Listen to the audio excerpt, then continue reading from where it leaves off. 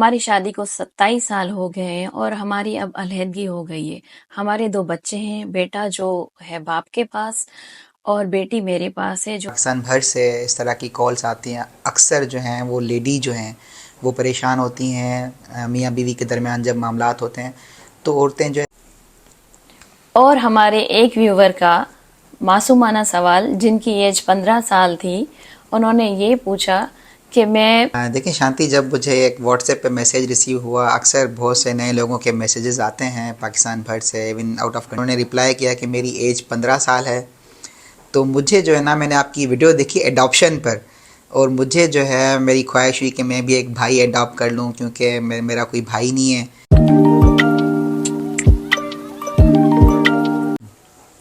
अस्सलाम वालेकुम, नमस्ते। मैं हूँ Shanti Devi, advocate high court. कानून की बात में हमारे कुछ व्यूवर्स के सवाल थे। कोयटा से एक लेडी ने कांटेक्ट किया और पूछा कि हमारी शादी को 27 साल हो गए हैं और हमारी अब अलहदगी हो गई है।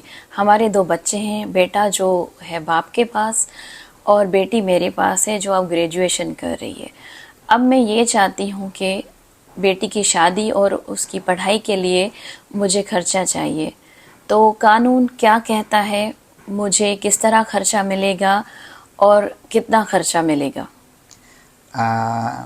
वालेकुम सलाम, नमस्ते। शांति, देखें बहुत से व्यूअर्स हमारे अमूमा हमने देखा पाकिस्तान भर से इस तरह की कॉल्स आती हैं। अक्सर जो हैं वो लेडी जो हैं वो परेशान होती हैं मियाँ बीवी के दरमियान जब मामलात होते हैं तो औरतें जो है वो इवन खर्चे का केस तक नहीं फ़ाइल कर सकती। रीज़न बिहाइंड एक तो लैक ऑफ नॉलेज होती है और साथ साथ जो है वो औरतें डरती हैं कि कहीं ऐसा ना हो कि हम खर्चा मांगें तो वालिद जो है वो बच्चा हमसे छीन ले, या क्योंकि जब हम खर्चा मांगेंगे तो हम बताएंगे कि हम अफोर्ड नहीं कर सकते, तो बच्चा जो है वो ऐसा ना हो कि वालिद के पास चला जाए। देखिए, मैं आज इस वीडियो के तवस्सुल से सबको ये बताना चाहूँगा कि पाकिस्तान की अगर हम पर्टिकुलरली बात करें तो यहाँ लाफ हिजानत की जो बात की गई, जो शरई तौर पे बेटा जो है वो 7 साल तक और बेटी जो है वो प्यूबर्टी पीरियड का बताया गया, तब तक जो है वो वालदा के पास ही रहनी है। किसी सूरत उसकी कस्टडी जो है वो वालिद के पास नहीं जानी।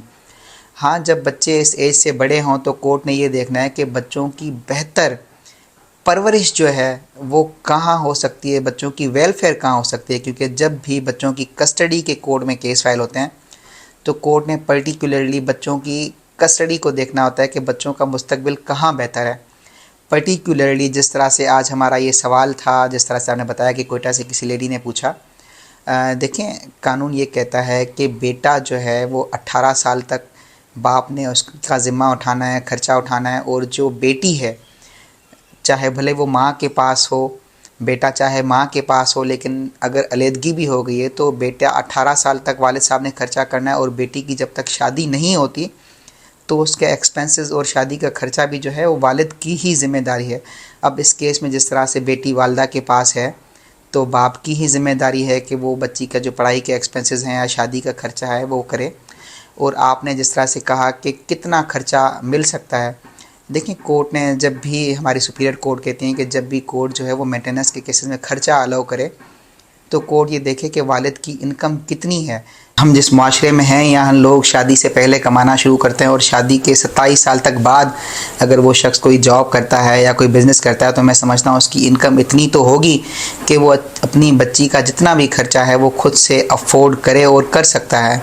तो वालदा जो है एक लीगल नोटिस भेज के या एक लेटर लिख के भी खर्चे की डिमांड कर सकती है। अगर आप समझते हैं कि वो ये नहीं कर सकती तो उनके पास बिल्कुल जिस जुरिडिक्शन में वो बच्ची रहती है, जिस इलाके में ये रहते हैं, वहाँ की कंसर्न जो फैमिली कोर्ट है वहाँ इनको खर्चे का सूट फॉर मेंटेनेंस जो है वो दावा दायर करना पड़ेगा। और बिल्कुल वालिद की ये ज़िम्मेदारी बनती है कि वो बच्ची को खर्चा दे और बिल्कुल उनको खर्चा जो है वो मिलेगा।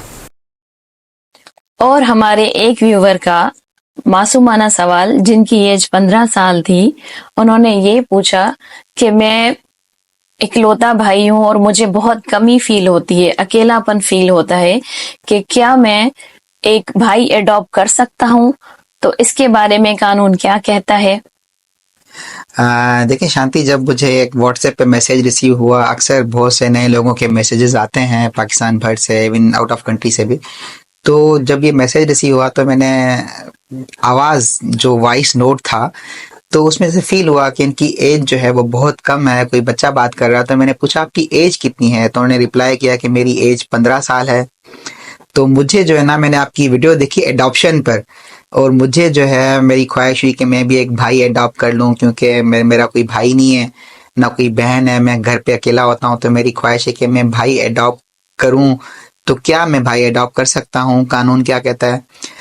देखिए, पाकिस्तान में अगर हम बात करें, जो आपने वीडियो भी देखी मैंने उसमें भी बात की कि पाकिस्तान में एडॉप्शन पे कोई कानून नहीं है। लेकिन फिर भी अगर हमें बच्चा अडॉप्ट करना है तो क्या प्रोसीजर है, वो प्रोसीजर हमने उस वीडियो में बताया था। हम डिस्क्रिप्शन बॉक्स में वो लिंक दोबारा से शेयर करते हैं, जो हमारे व्यूअर्स ने वो नहीं देखा वो दोबारा से देख लीजिएगा।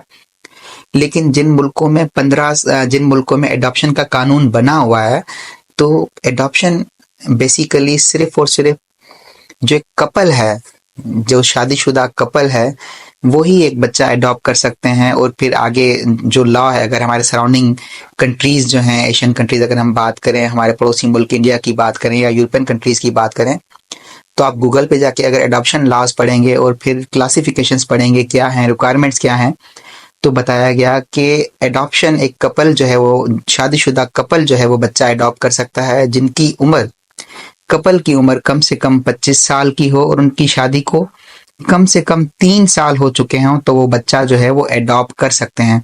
अब जिस तरह से इनकी ये ख्वाहिश मासूमाना सी कि मैं एक भाई अडॉप्ट करूं, तो यहाँ पहली बात तो पाकिस्तान में ऐसा कोई कानून नहीं है। लेकिन अगर ये चाहते हैं कि इनके घर में कोई बच्चा हो जिसको ये एज अ भाई ट्रीट करें, तो इनके पेरेंट्स को ही जो है वो कोई बच्चा अडॉप्ट करना पड़ेगा, जिसका प्रोसीजर हमने ऑलरेडी डिस्क्रिप्शन बॉक्स में जो वीडियो हमने शेयर की है उसमें बताया हुआ है कि क्या तरीक़ेकार है। शांति, कोई और आपका सवाल हो या फिर हम व्यूवर से इजाज़त मांगें?